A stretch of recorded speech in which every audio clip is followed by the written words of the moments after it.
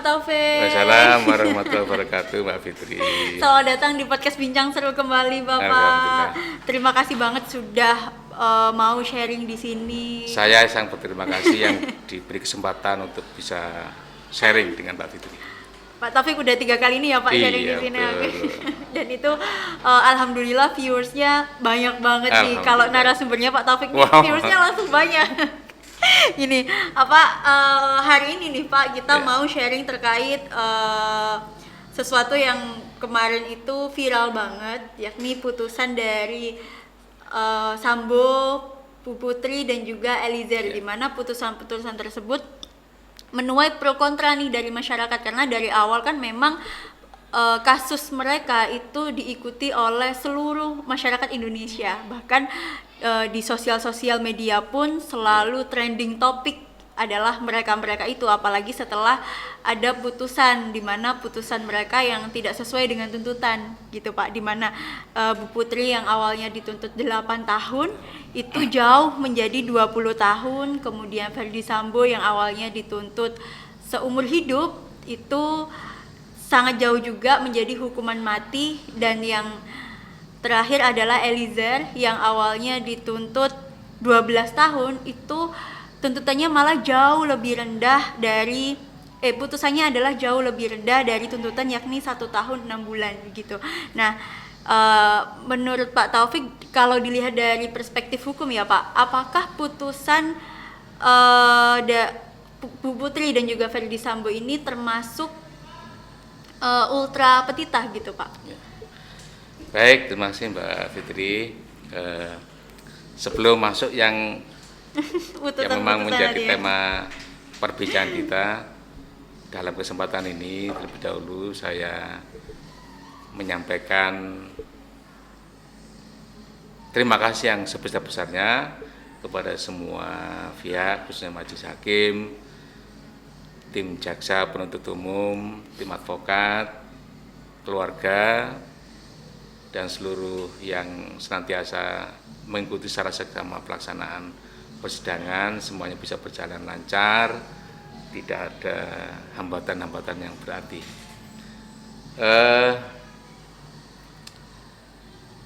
Ini perlu saya sampaikan terlebih dahulu Mbak Fitri ya, karena jangan sampai perbincangan kita ini kayaknya menyudutkan pihak-pihak tertentu. Padahal kita ini bebas dalam kerangka untuk pengayaan keilmuan, khususnya di bidang ilmu hukum. Baik, terkait dengan pertanyaan tadi, apakah putusan yang dijatuhkan oleh Majelis Hakim dalam perkara Ferdy Sambo maupun perkara Putri dan lainnya itu masuk tidak dalam kategori sebagai putusan ultra petita? Putusan ultra petita kita fokusin dulu ya sebelum menjawab apakah putusan Ferdy Sambo ini masuk dalam putusan ultra petita apa enggak.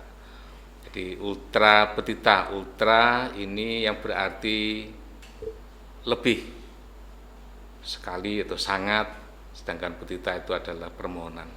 Jadi putusan ultra petita adalah putusan yang pada intinya melebihi dari yang diminta.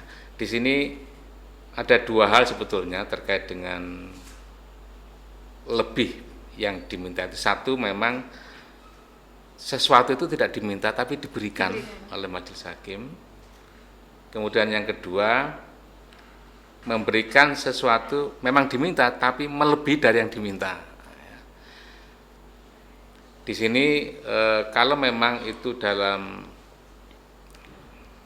lingkup di lingkungan peradilan, putusan ultra petita itu pada intinya adalah putusan yang memberikan apa yang tidak diminta oleh, khususnya dalam misalkan dalam perkara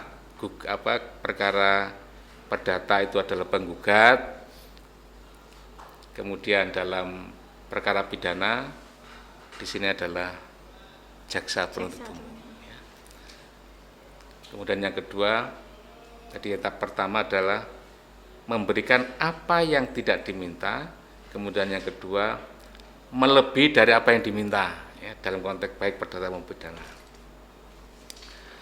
Eh, Kalau kita kembali kepada putusan Ferdy Sambo dan Putri, di mana tadi Mbak Fitri yang mereferensi dari yang sudah dilaksanakan selama ini bahwa Ferdy Sambo yang semula dalam tuntutan jaksa penuntut umum dia dituntut seumur hidup oleh majelis hakim diganjar hukuman mati.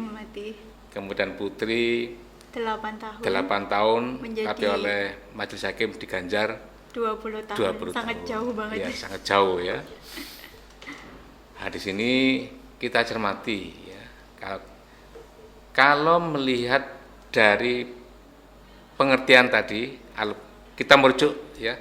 Kalau tadi kan pengertian secara luas, kita merujuk pada landasan hukum dari ultra petita itu sendiri dalam sistem hukum di Indonesia. Dalam hal ini kita bisa mengacu pada HR pada pasal 168 ya.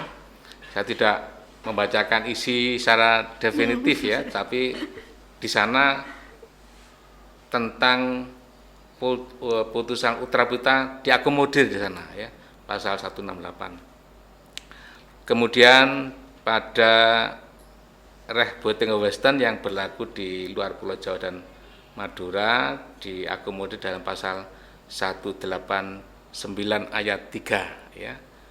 Jadi kedua pasal ini baik di HR maupun RBG itu mengakomodir putusan ultra petita dalam arti bahwa semua hakim di lingkup peradilan di Indonesia terutama dalam perkara perdata maupun pidana itu tidak boleh memberikan putusan yang mengandung ultra petita tadi,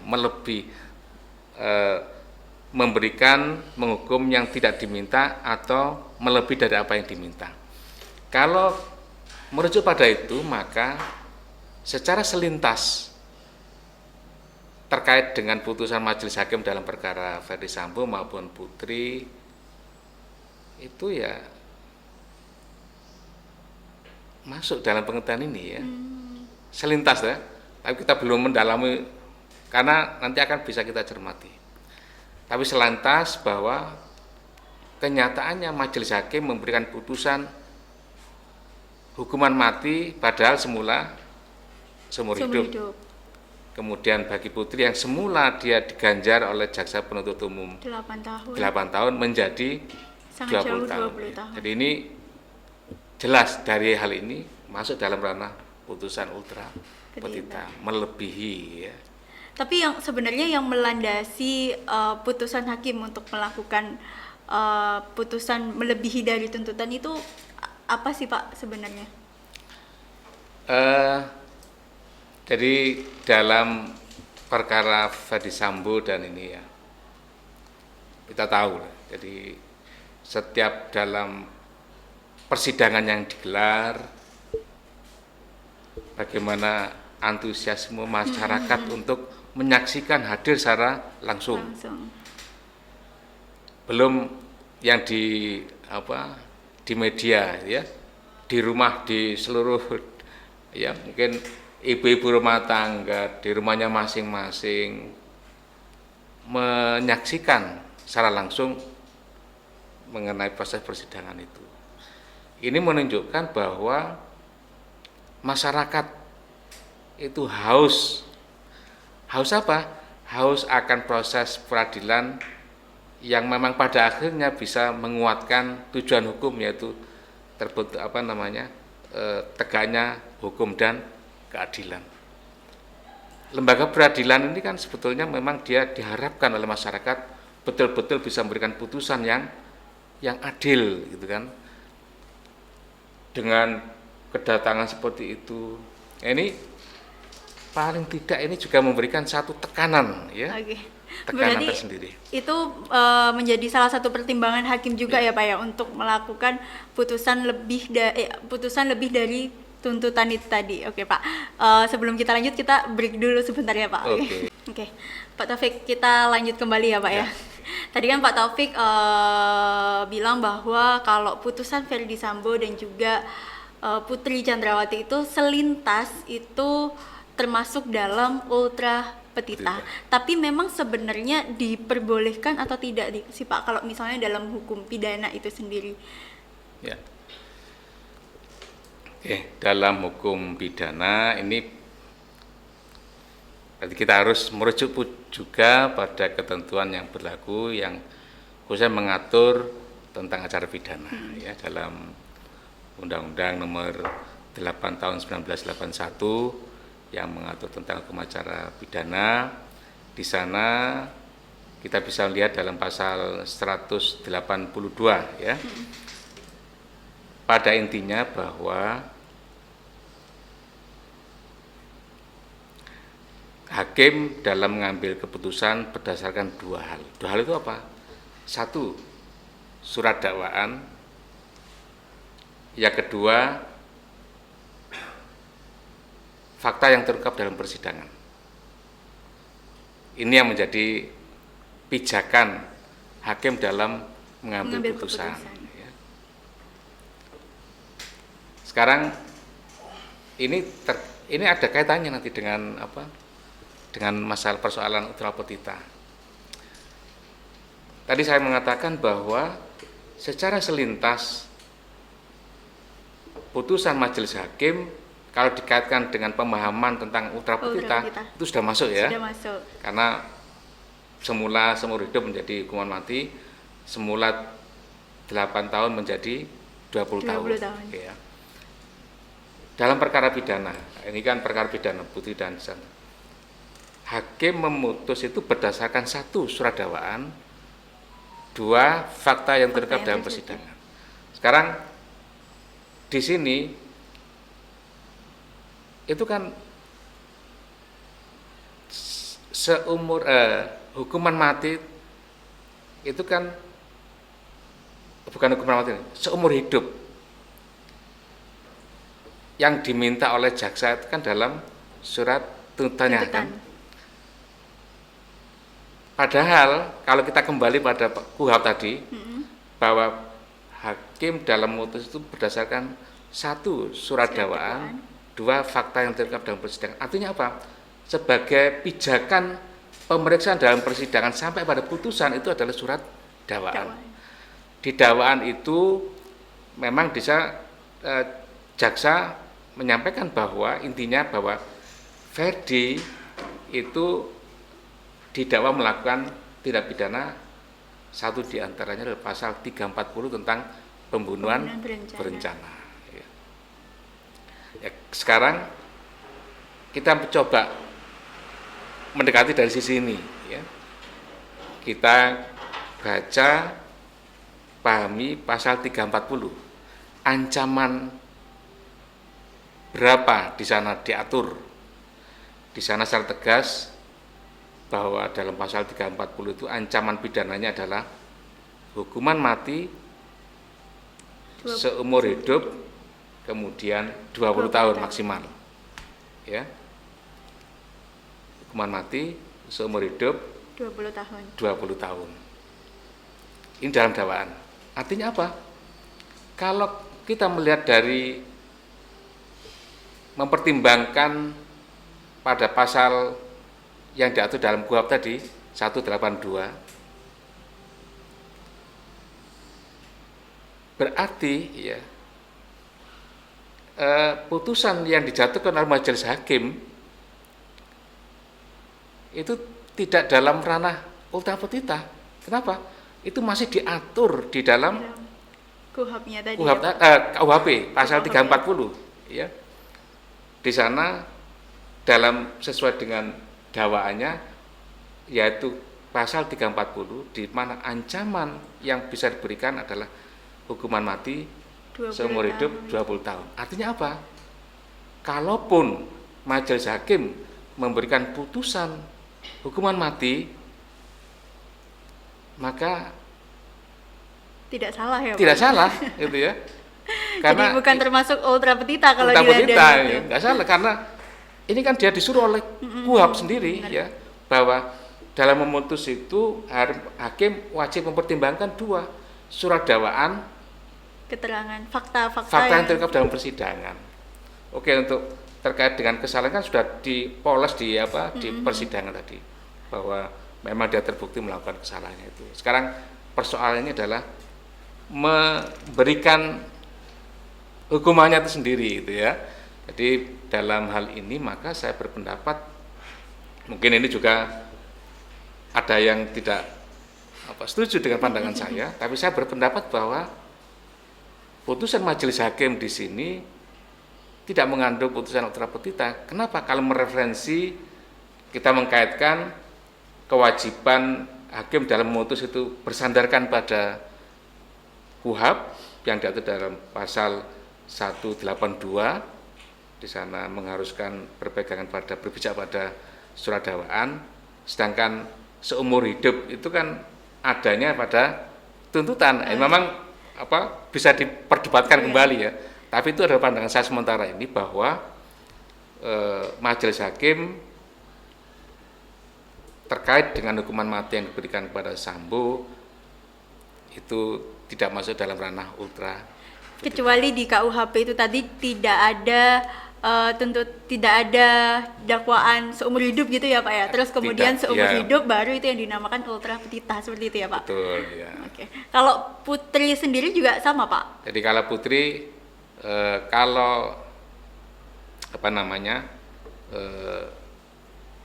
pasalnya masih melekat 340 katakanlah Masih termasuk berarti ya Pak masih ya? iya masuk. Karena sama-sama melakukan Iya. pembunuhan berencana. Betul, Karena sudah iya. ikut-ikut kan ya Pak, meskipun tidak melakukan pembunuhan secara langsung gitu. Nah lalu kemudian terkait tentang Eliezer-nya nih Pak, tadi kan sudah ada Sambo, Putri yang awalnya. Sebelum ke Eliezer, tapi Hah? ini menarik dalam perkembangan keilmuan hukum. Jadi Oke, begini. betul. Jadi menurut saya putusan ultra petita ini berarti dia dalam praktek itu memiliki dua wajah lah ya, dua sifat, satu absolut, dua relatif. Relatif. Kalau absolut tadi memang sudah misalkan ancaman hukuman terberatnya katakanlah 20 tahun, jaksa menuntut 20 tahun, katakanlah hakim memberikan hukuman mati, maka masuk dalam ranah yang absolut, yaitu berarti ultra petita. Nah, sekarang yang dalam ini karena di pasal 340 sendiri mengatur di sana ancaman terberatnya hukuman mati, salah satu diantaranya berarti ini yang ruang yang masih menjadi ini. Jadi atau mungkin saya memberikan contoh di luar dari perkara Sambo, katakanlah kalau ancaman dalam KUHP itu 15 tahun maksimal, kemudian jaksa dalam penuntutannya 15 tahun atau lah taruh 10 tahun, majelis hakim mengganjar 20 tahun padahal dalam KUHP itu maksimal 15 tahun. Ini sudah masuk dalam yang absolut tadi, berarti ini sudah masuk dalam ultra petita. Sekarang ketika jaksa menuntut 10 tahun, hakim mengganjar 14 tahun, gitu. 14 tahun itu kan masih di bawah ancaman maksimalnya, sehingga di sini nggak masuk dalam putusan ultra petita. Jadi atau dalam ultra petita yang relatif tadi. Karena ini masih bisa diperdebatkan, sehingga ini yang menurut saya karena masih di bawah ancaman maksimalnya, ya dia tidak masuk dalam ultra petita. Oke. Ya. Kita break lagi sebentar ya Pak ya. Untuk lanjut. Oke. Pak, tadi kita sudah membahas terkait tentang ultra petita ya Pak ya. Nah, itu kan putusan Putri dan juga Sambo tadi itu karena merujuk pada KUHP di mana tidak melebihi dakwaan, itu masih belum termasuk ultra petita gitu ya Pak ya.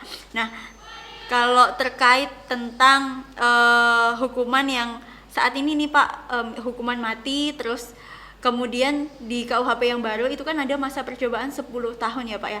Nah, masa percobaan 10 tahun itu apakah nantinya ketika Verdi Sambo maupun Putri Chandrawati itu misalnya dia melakukan berperilakuan baik di selama di penjara atau bagaimana, itu apakah hukuman mati itu bisa tidak dijalankan atau bagaimana, Pak? Oke, ini pertanyaan berat sekali. Karena kan sekarang ada masa percobaan Oh, 10 tahun, berarti kan harus 10 tahun dulu baru dihukum mati gitu ya, Pak. Nah, apakah hukuman mati itu bisa dibatalkan atau bagaimana? Ya, ini yang lebih berkompetensi untuk menjawab ini adalah mereka yang berada dalam lingkup hukum pidana, ya. Jadi yang lebih pemahaman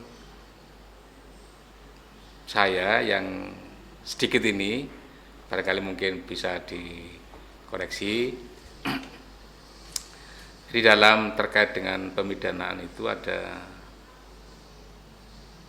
ketika terjadi ada dalam hal ini ada dua undang-undang yang berlaku terkait dengan pemidanaan ini, maka ada satu azas yang dari dua itu mana yang lebih menguntungkan, kan gitu kan, menguntungkan yang terpidana. Tapi ini mungkin bisa dikoreksi ya, okay. Koreksi karena ini bukan wilayah kompetensi saya terkait dengan hukum pidana, tapi secara umum tadi terkait dengan persoalan-persoalan putusan ya. Jadi apakah nanti dengan perilaku baik yang ditampakkan oleh Verdi itu apa kemudian bisa menghapus atau menghilangkan tadi hukuman sesuai matinya. dengan hukuman matinya? Ya kalau mengikuti alur berpikir bahwa harus memberikan yang ringan, ya boleh jadi gitu ya, boleh jadi. Boleh jadi. Iya. Ya, tapi mungkin pada sisi ada aspek praktek gitu ya. Masyarakat sangat dengan Berharap putusan ya. seperti itu semua menyambut gembira kan. Euforianya itu Euforia, kerasa banget, wah Pak, ini ya. memang majelis hakim ini betul-betul bisa menangkap ya, kalau memang keharusan dalam pasal 28 Undang-Undang Nomor 4 Tahun 2004 yang mengatur tentang kekuasaan kehakiman, hakim wajib menggali, mengikuti dan memahami nilai-nilai hukum dan rasa keadilan yang hidup di masyarakat. Dengan terlepas dari, dan memang sudah dibuktikan oleh jaksa bahwa memang di sana ada terbukti melakukan tindak pidana itu ya wajar dan sangat beralasan kemudian hakim memberikan hukuman seperti itu gitu ya. Jadi kalau melihat dari praktek semacam itu, jadi ini sudah merupakan satu keberanian ya. Mengembalikan kepercayaan masyarakat lagi kepada keadilan di Indonesia. Betul, ini ya Pak ya. Oke Pak. Kemudian kita masuk nih Pak ke Eliezer. Tadi kan kalau Putri Sambo itu diputus lebih dari tuntutan. Kalau Eliezer ini malah sebaliknya, jauh dari tuntutan. Itu bagaimana Pak? Dari 12 tahun menjadi 1 tahun 6 bulan. Ya. Jadi dalam sebetulnya di sini dalam terkait dengan putusan itu jadi ada dakwaan, tuntutan, putusan. Kalau melihat dari rentetan ini, kalaupun dikatakan kalaupun kemudian putusan majelis hakim memicu satu perdebatan, itu kalau secara pribadi saya menilai ini bermuara di lingkup di kejaksaannya. Jadi misalkan apakah itu di Verdi Sambo maupun Putri maupun Eliezer gitu ya.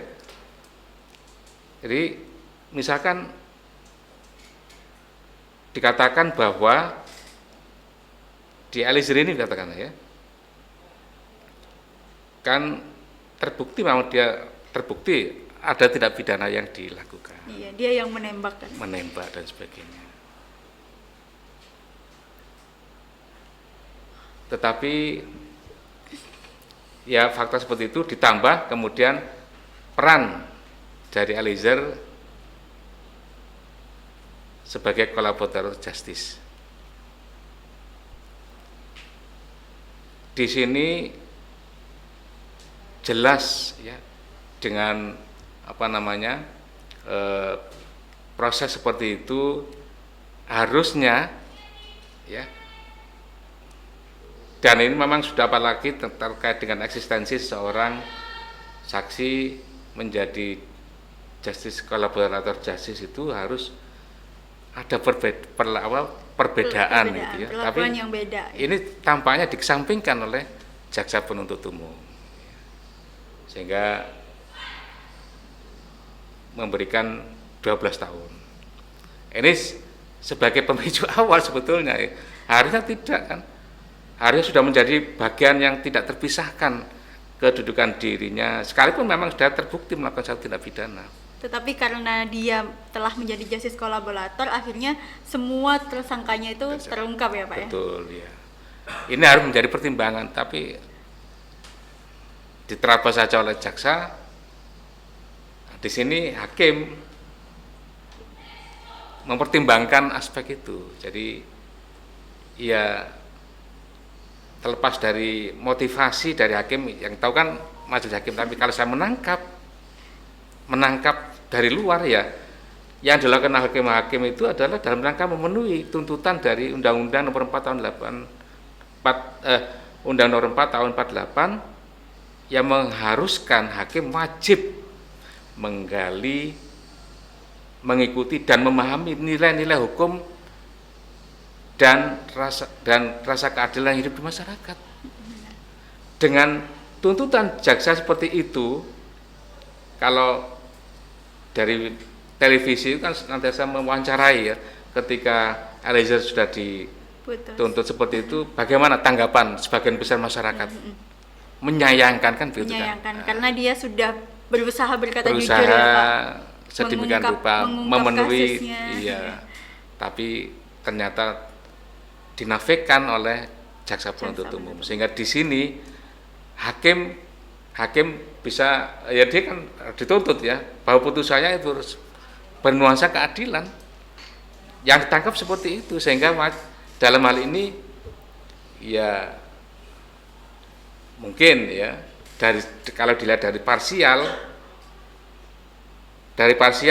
itu memang seharusnya dilakukan majelis hakim seperti itu. Tapi kalau diperbandingkan dengan antara 12 tahun menjadi 1,5 tahun, kemudian dikaitkan dengan teman-temannya yang lain, katakanlah, wah ya, ini kan ada agak jomplang gitu ya. Wajar lah, itu dalam kehidupan pasti ada melihat dari sisi positif maupun negatif, pro dan kontranya. Oke. Ya. Tak terasa ya Pak, kita sudah 30 menit gitu ya? bicara. Tapi masih 5 menit ini. Seru banget Pak, kita bincang seru hari ini, kita membahas terkait kasus-kasus yang lagi trending kemarin. Mungkin ada sedikit pesan Pak untuk law friends yang nonton podcast kita, karena mungkin law friends yang nonton juga mengikuti nih kasus-kasus Ferdy Sambo, Putri Chandrawati juga Eliezer gitu. Ya, jadi para lover yang saya cintai, jadi terkait dengan problematik ini kita mengambil hikmah ya. Bukan berarti kemudian kalau yang saya sampaikan ini kemudian saya menyudutkan beberapa pihak, enggak, tapi dalam kerangka untuk memberikan pemahaman yang lebih luas tentang sisi-sisi dari putusan, bahwa ujung baik yang dilakukan oleh majelis hakim, jaksa, advokat, itu semua adalah untuk mencari kebenaran substantif dari perkara yang terjadi. Ya. Perspektifnya berbeda antara majelis hakim, jaksa, dan advokat ataupun terdakwa. Tapi itulah sudah maksimal yang sudah diputuskan oleh majelis hakim. Kita apresiasi, kalaupun dari baik dari Ferdy Sambo, kuasa hukum dan sebagainya, kalau nggak puas ya ada ruang untuk melakukan tindakan hukum yang selanjutnya ya Pak ya, selanjutnya prosesnya. dengan Oke. mengajukan banding. Oke, terima kasih banyak Pak Taufik sudah sharing di podcast Bincang Seru hari ini. Semoga kapan-kapan bisa hadir lagi di Terima sini kasih. dengan Kalau diberi kesempatan kembali. pasti Pak, pasti diberi kesempatan Pak, selalu terbuka untuk Pak Taufik. Terima kasih banyak Pak. Oke, terima kasih sama-sama.